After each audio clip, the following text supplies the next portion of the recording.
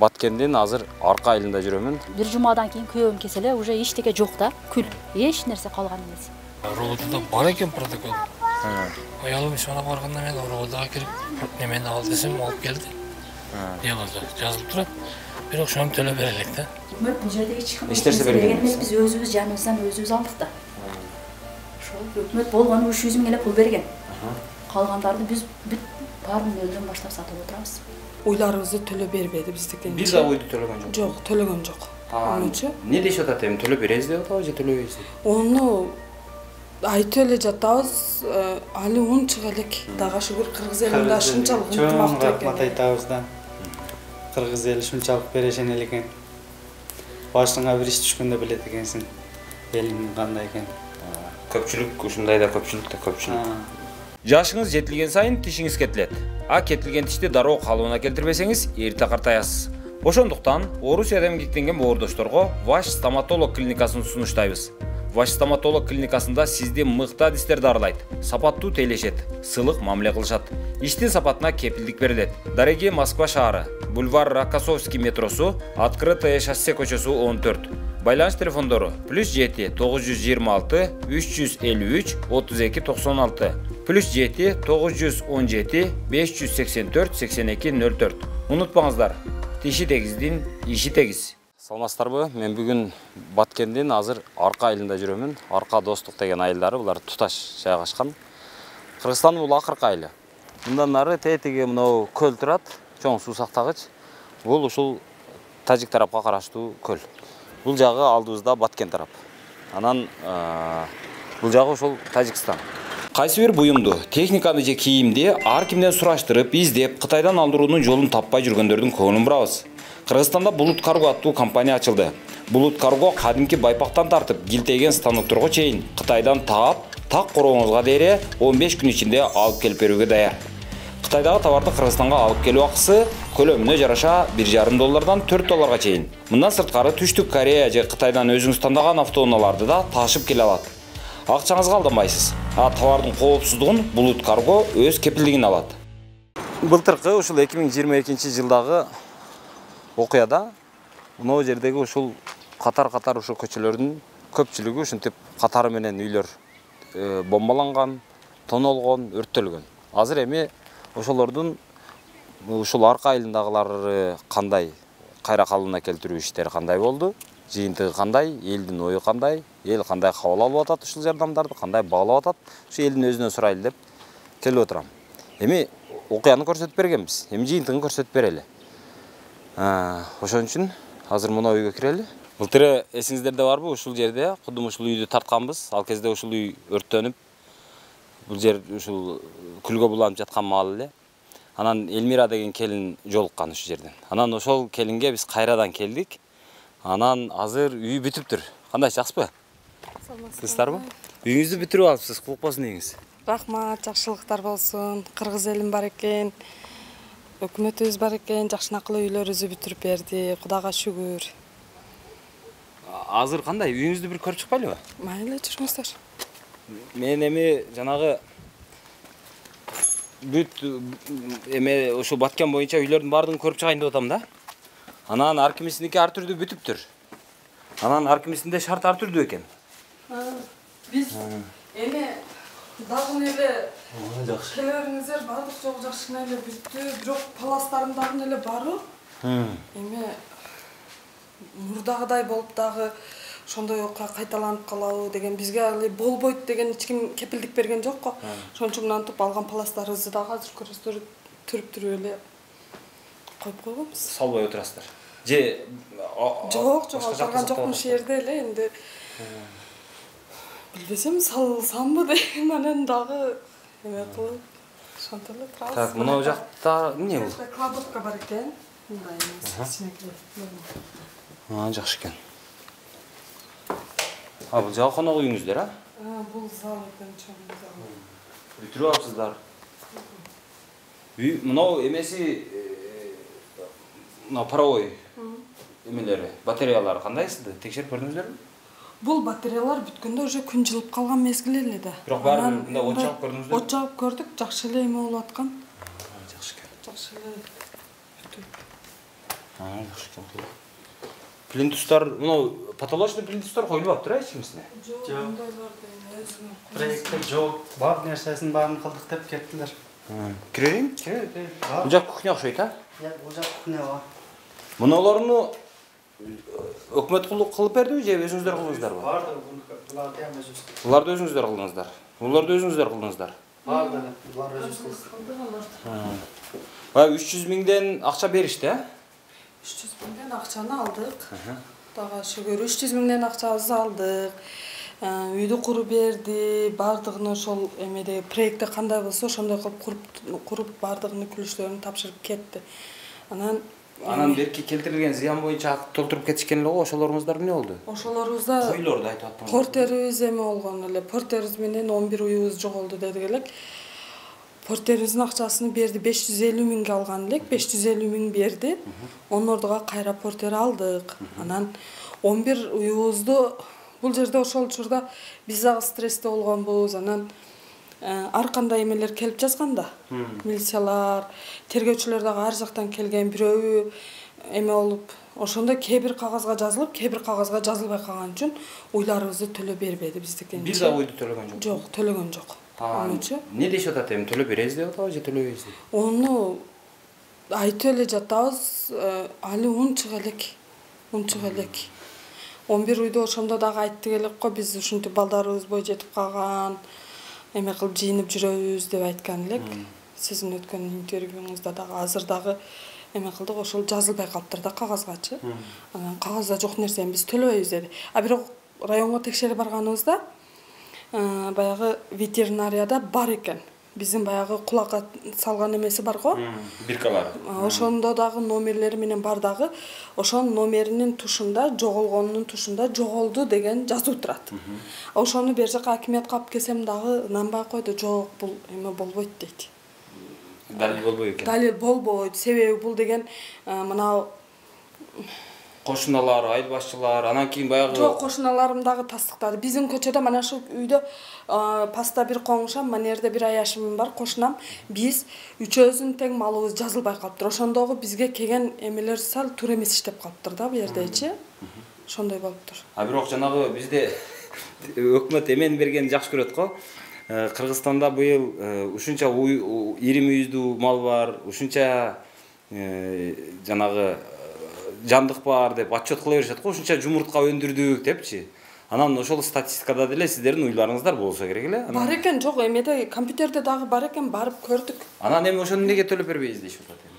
А бул эмеде мен о кагазы дагы турат өзүмдөчү.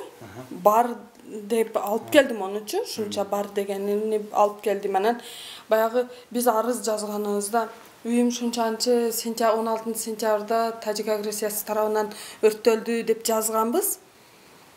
Жазып, анан кийин стрессте болгонбуз, бу дагы ошол эле арызыбыздын үстүгө портер үй эле деп коюптур да.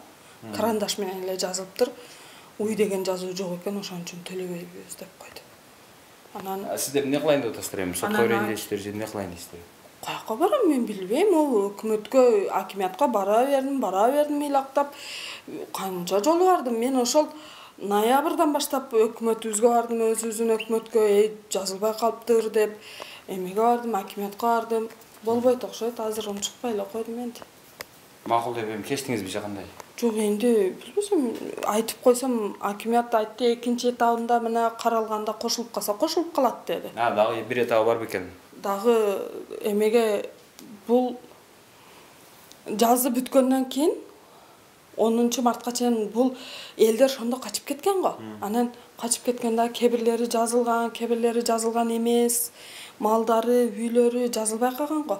Ошондо айткан, кайра булар келгенде 10 мартка чейин кайра доступ берген экен. Onu biz укпай калыппыз. Ошондо ham барып киргизип койсок болмок экен. Биз киргизбей калганбыз ошондо дагы. Кийин анан мен ыйлактап барсам, аким өзү айтты. Алмазбек Рахманкулов өзү айтты.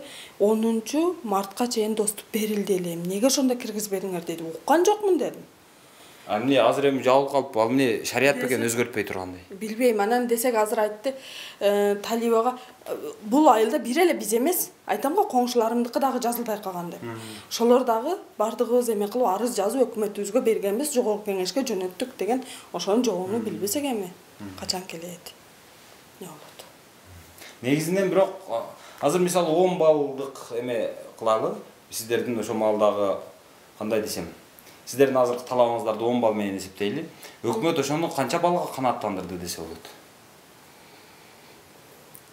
Келтирилген зыянды 10 балл дейли.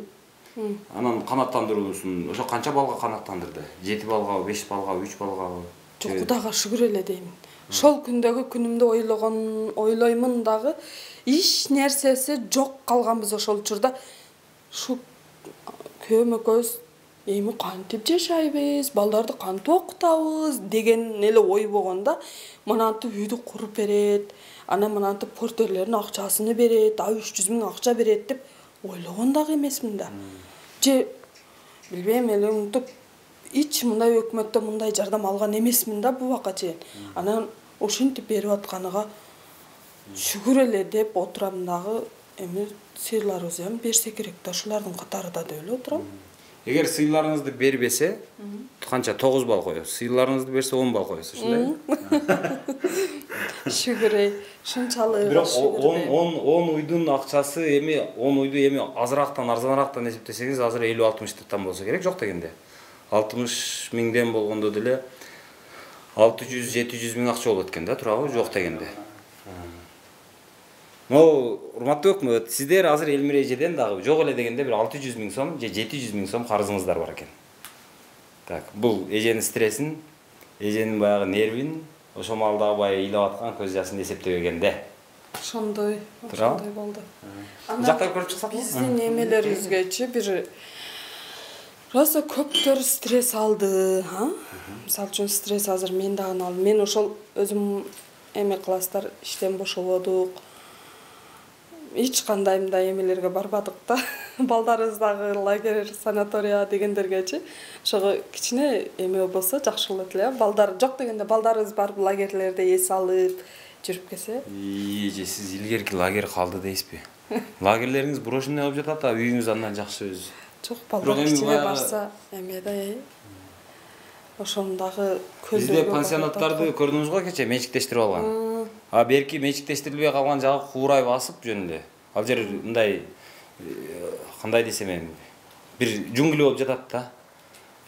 Лагерь жеп бүтөйүн деп калганбыз анын бардыгын.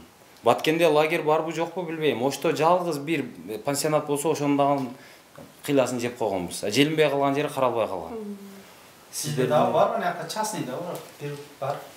О, немеде бар, Алтын бешикте бар экен. Алтын бешикте бар, частный бар. Бул жакты топкаңыздар мындай кылса болот экен го. Мына урматтуу жанагы эмелер. Капчыгай жакты кылган усталар. Ошол фирмалар. Көрсө, мына печка менен, печканын полун, мына үйдүн полу менен барабар кылып койсоңуздар болот экен. Мыйзам бузулбайт экен. Мына кафелдеп койсоңуздар андан дагы жакшы болот экен. Мына караңыздар. Наркы жакта көрдүңүздөрбү? Мынантип ичинде басып жүрө албайсыз. Наркы жакта мындай эме, мунун ичи жар болуп жатат. 1,5 метр казылган. Мына белине чейин печка. Полдун астында жатат. Мунун ичине түшүп, мундан чыгып бир машакат ошол жерде. А мындай кылса болот экен го, мына үйдүн полу менен печка коюлган жердин полу барабар. Ошондо деле үй ысыйт экен. Үйдү ысытып көрдүк дешип атат. Анан эртең ошол Капчыгай жактагы печкаларды кантип кабыл аласыздар, мен эч башым жетпейт. Же капчыгайлыктарга боло берет дейсиздерби? Ушун жакшына кылып эле кылып берип коюңуздар, мындай тегиз кылып, ушул жерде мүдүрүлбөй турган, чатышпай турган кылып эле. Мына болот экен го. 11 баш уурдалган деп турат да. Ушуну апарсам дагы эме кылбай койду да. 11 баш уйдун бааларын канча 605 000 деп баалаган экен, ошондо? Мана уурдалган деп турат бул жерде. Муну ким эме кылып кеткен? Мына сиздердин телефонбу? Ол биздики. Арызды ким алган? Мына арызды ким алган? Бул арызды ошол убакта ким келип алганын биз мындай эме кылган эмес экенбиз да. Мен Гүлжигитов не дейт? Айбиш дейби? Айбаш Абдуваситович дейт. Белгисиз атуулдарга карата арыз жазган экенсиз. Арыз жазуунун себеби 2022-жылдын 16-сентябрь күнү саат 8:00 чамасында мен жашаган жерден, тактап айтканда Лейлек районунун Жаңы Жер айылынын арка 2 айылындагы Сыдыкбеков 2 көчөсүндө олтурганымда Тажикстан чек ара тараптан ок атуулар угулду. Мен үй бүлөмдү алып, Маргун айылына кеттим. 2022-жылдын 18-сентябрь саат 18 чамасында үйгө келсем, үйүм толугу менен, тактап айтканда 7 бөлмөлүү чоң үйүм толугу менен, ичиндеги буюмдар менен бирге күйүп, жараксыз абалга түшкөн. Мага келтирилген зыян 2,3 миң сом күйүп кеткен. Үйүмдөн сырткары деп эмек коюптур. Бирок бул жерде чындап эле портериңизди дагы, мал мүлкүңүздү дагы 2 миллион ичинде да. Мен ашыкча жазган эмесмин. Өздөрү эсептеген аны. Портериңиз канча алгансыз деди. 600 миңге дедим. 550ке. Сыйырдын сенасын 11 сыйырды өздөрү чыгарды. 60 миңден чоңу кичинеси болуп отуруп шундай деди. Өздөрү сена койду, болду деди. 600 миң ого 550 миң 1 миллион канча. Анан үйдүн будан немелерди сурады. Халадылык бар, неме бар, алтындары. Огону үйдө запаста 70 миң эле пулубуз бар эди. Шону ham жаздырдык. Ошол баардыгы кошкондо ушул 2 миллион 30 миң жаздырдык да биз эми. О башка кошконум жок, дистине баарын эле кошуп жаздырдым. Шону ham кошуп жаздырдым.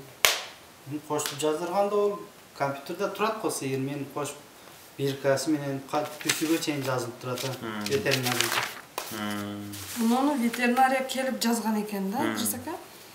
Булар жазганда өздөрү ушинтип тактап жазып кеткен экен да. Бүт коңшуларыбыздыкы, айылдагылардыкы бар. Ошонун катарында биздики дагы болгон экен да, эндичи. Анан билбейм энди эмнеге кирбей калды деп. Ошондой. Үйүндө сал берген жок, бежерлер. Бузук бойдо калды үйлөрү. Жок. Тажикстан тараптан да жабырлангандар болгон да? Тажикстандын үйлөрү бузулган, күйүп кеткен. Олордукун оңдоп берген жок да. Өздөрү эле эптеп кышт болду го малды. Биздики биз шолорго караганда эле өзүбүздү сооротуп, Кудайга шүгүр, биздин башпанабыз бар. Көчөдө кабадык деп. Өкмөткө ыраазы болобуз да.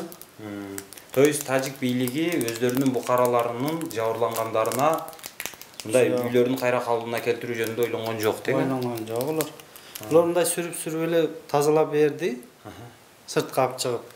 Бирок олар өздөрү баягы ончомча бузулган жерин өздөрү уруп алып эле оңдоп берген жок да Тажикстан. Бизде кылып үй салып берген жок. Жок.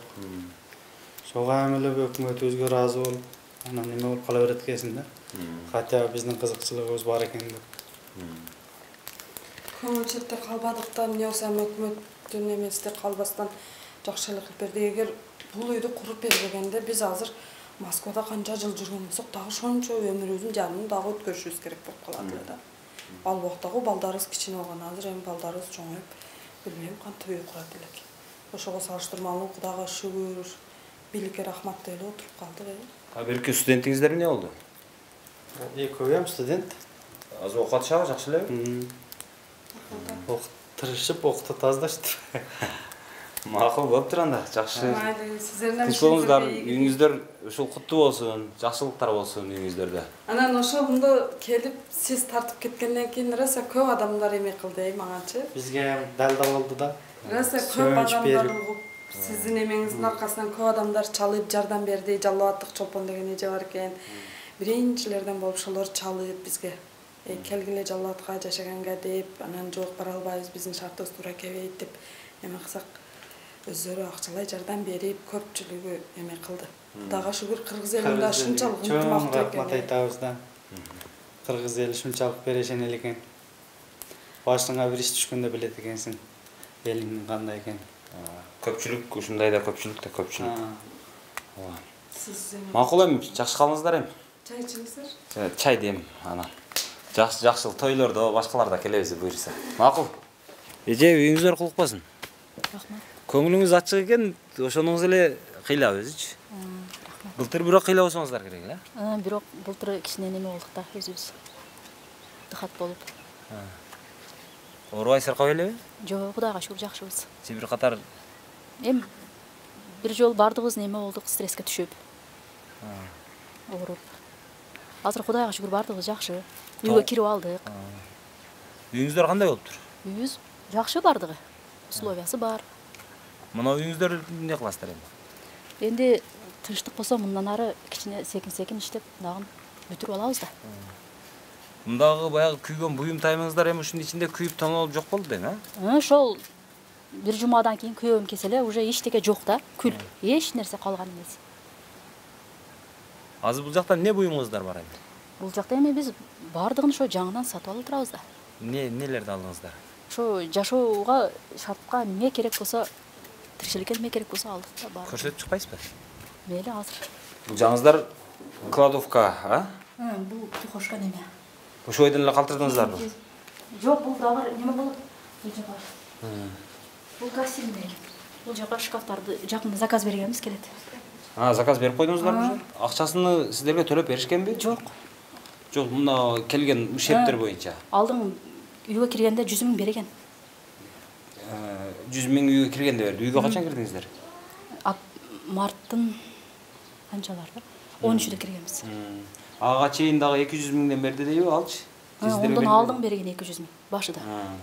Ошондо жалпы 300 000 алыпсыздар. 300 000 алганбыз. Андан башка? Жок.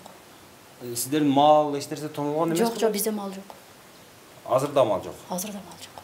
Мал жок болсо бул айылда отуруп эмне менен тирилик кыласыздар? Биз ого чейин согушка чейин сатканбыз да. Малыбыз бар болчу. Неге саткан деңиздер? Ол сыйыр жаңы неме болуп, анан тебе берет эди да. Кийин сатып орду алабыз деп турса эле мындай ситуация болуп калды. Эмелерчи үйдө? Азыр эме алышка ойлонуп турабыз. Бирок бактарак өрүктөрчү? Бар. Өрүктөрүңүздөр бурдалган эмес беле былтыр? Жок. Сатканга үлгүргөн белеңиздер? Былтыр өрүк анча жакшы болгон эмес да. Жакшы экен, жакшы бүтүрүп алыпсыздар. Бул коридор, бул кухня. Киребиз. Кухняңыздар уже жасап алыпсыздар, а?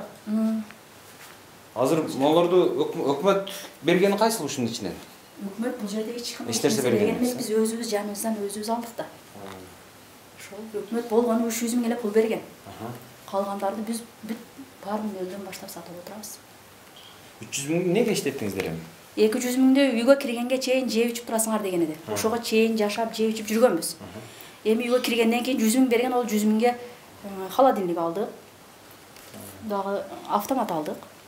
Ошол менен бүттү. Эки нерсе менен бүттү да. Эмеч, азыр эми мындан бияка тириликти кантип кылып атасыздар? Мындан бияка мен азыр декреттик өргүдөмүн. Күйөөм иштеп атат. Айла, экөөңүздөр тең айлакка иштейт экенсиздер да? Анча анан өрүк-сөрүк дыйканчылыкта барбы? Дыйканчылыгыбыз барың. Мынтип курса болот экен го? Сиздер жана эмени көрсөңүздөр күлөсүздөр. Мультфильм кылып коюшкан. Наркы Капчыгайда. Бардыгыныкы көбүнчө мынау эмеси, печкасы. 1,5 метрдей ылдыйда турат. Анан моно жактан кирсеңиз, чукурга түшөсүз.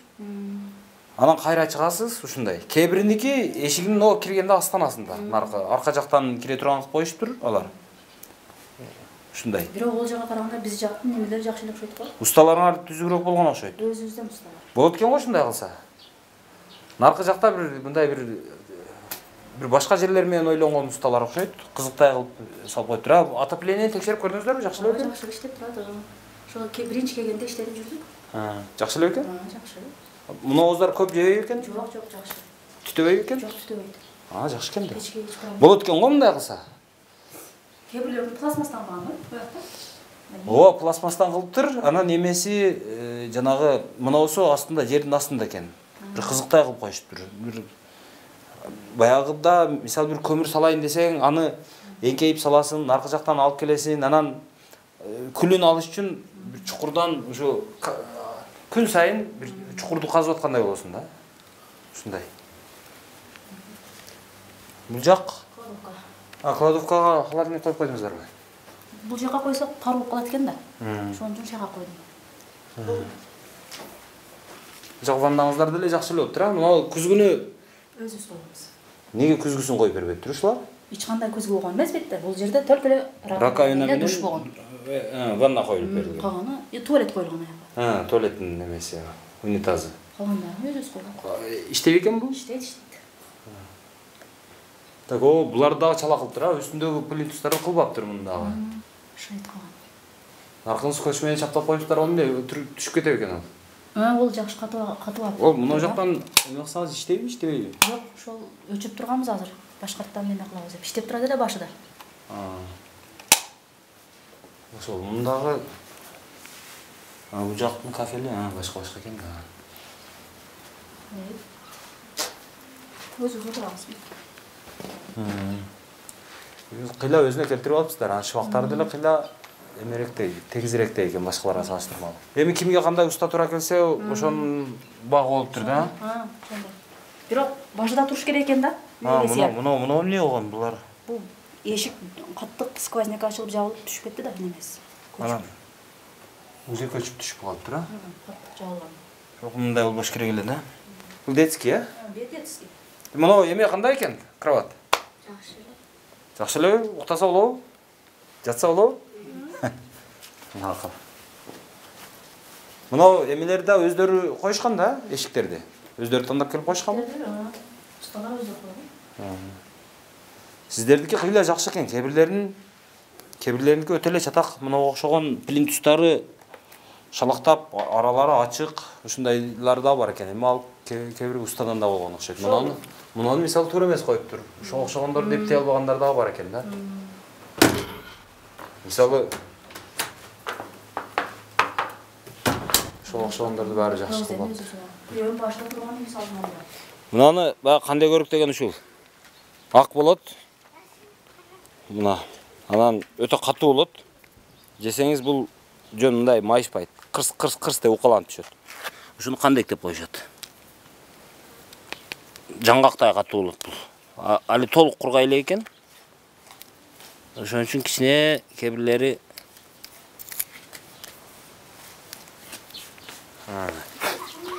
Салам алейкум. Кандайсыз, жакшысызбы? Үйгө кирип алдыңыздарбы? Түшүм жыйнап атасыз өрүктүн. Быйыл өрүк жакшы болду дешет го сиздерде. Канча алдыңыз? 1 тоннабы, 2 тоннабы? 3 тоннабы? Билбейм, канчалык мынашылар да. Канча чыкты да ошондо? Билбейм, канчалык көп эле жетише албай эме болуп калды. Маркетке жетише албай. Дүкак сыяктуу болду. Бул арзан болобу? Бул Нурсанжалы булар көп согон үчүн майда болуп калды. Майда болсо деле кымбат да бул. Кымбат, 300дөн сатып элек, 350. Азыр канча болот? Ел түшүп кетип турган арка. Кандай, жакшысызбы? Бүт жакта эле өрүк көйгөн. Тажикстанда, Өзбекстанда. Азыр канчадан болуп атат баа? Түшүп кетти дегенде. Кече канчадан бериптир? Нурсанжаны? 150ден бериптир. Базарга алып чыга элекпиз биз. Кийин жерге алып чыгабыз. Арзан болот азыр. Былтыркы өрүктөрүңүз эмне болгон? Күйүп кеткенби? Урдалганбы? Эмне болгон? Былтыркы 3 мешок бар келген барды, мына очаканын ичинде калган экен. Кийин келип алып чыгып кеттим. Достукка башан. Күйгөппү? Жок, күйгөн эмес. Меники мына танка жарып бузулганда мына кесек мына жака чачырап ичиге кирип кеткен да. Залга чыгып кеткен. Анан наркы үйлөр жаракалып кетип, үй жараксыз болуп калган да.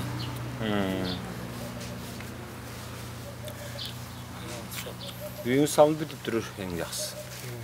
Негизи.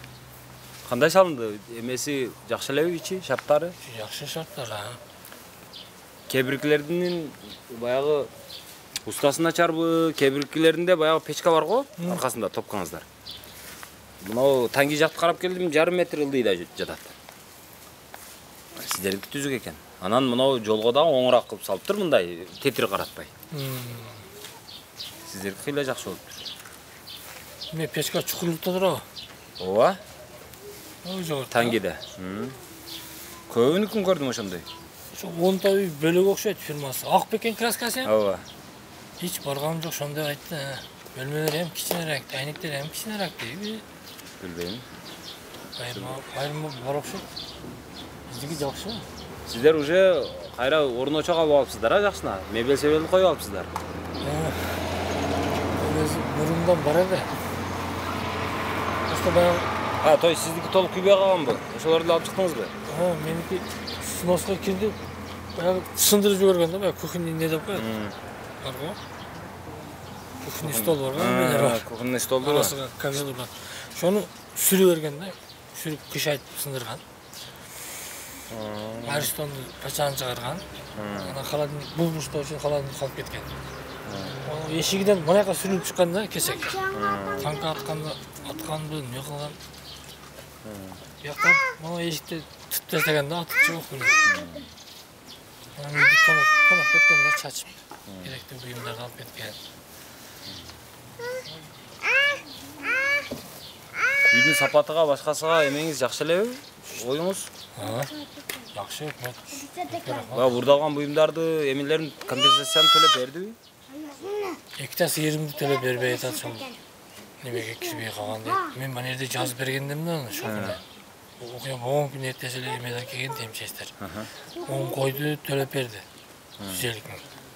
Мен 2 сыйыр немеге кирбей калган дейт. Мен жазып бергендим, баягы роботуда бар экен протокол.